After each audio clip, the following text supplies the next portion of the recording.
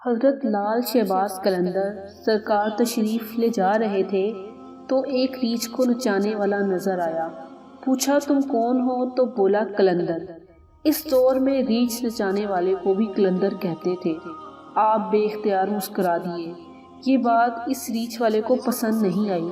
کہنے لگا آپ کون ہیں؟ فرمایا میں بھی قلندر ہوں۔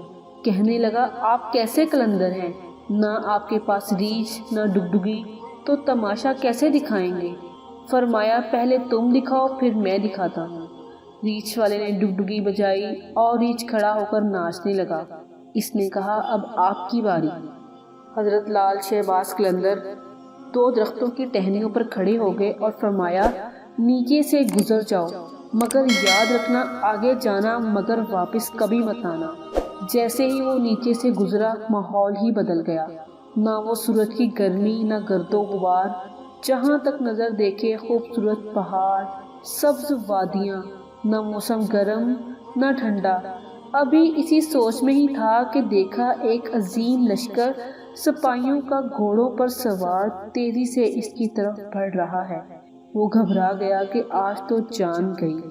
پاس پہنچ کر لشکر رکا اور سپہ سالار آگے بڑھا۔ اس سے پہلے وہ کچھ کہتا سپہ سالار بولا بادشاہ سلامت، آپ کہاں غائب ہو گئے تھے؟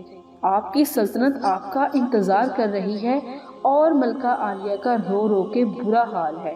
اب وہ حیران و پریشان شاہی گھوڑے پر سوار ہو کر ساتھ چل دیا۔ جب محل پہنچا تو عظیم الشان عمارت دیکھ کر حیران۔ اندر داخل ہوا تو خوبصورت ملکہ گلا شکوہ کرتی لپٹ گئی۔ کہاں رہ گئے تھے آپ؟ سب بھول کر نہا دھو کے شاہی پوشاک پہن کر تخت پر بیٹھ گیا۔ سالوں گزر گئے، بچے ہوئے، پھر شہزادے بڑے ہو گئے، بڑھاپا آ گیا، جسم سے جان، منہ سے ذائقہ چلا گیا۔ ایک دن اپنی سلطنت میں دریا کے کنارے بیٹھے خیال آیا کہ آخر ہوا کیا تھا۔ اسی جستجو میں وہیں پہنچا جہاں پر لشکر تھا تو دیکھا وہ درخت اب بھی موجود ہیں۔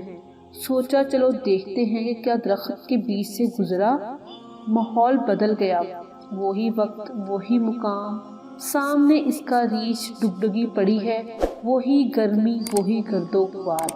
پیچھے دیکھا تو حضرت لال شہباز قلندر سرکار کھڑے تھے۔ اس کی حالت غیر ہو گئی۔ بولا جناب میری سلطنت، میری ملکہ، میرے شہزادے۔ تو آپ نے فرمایا سب تماشا تھا۔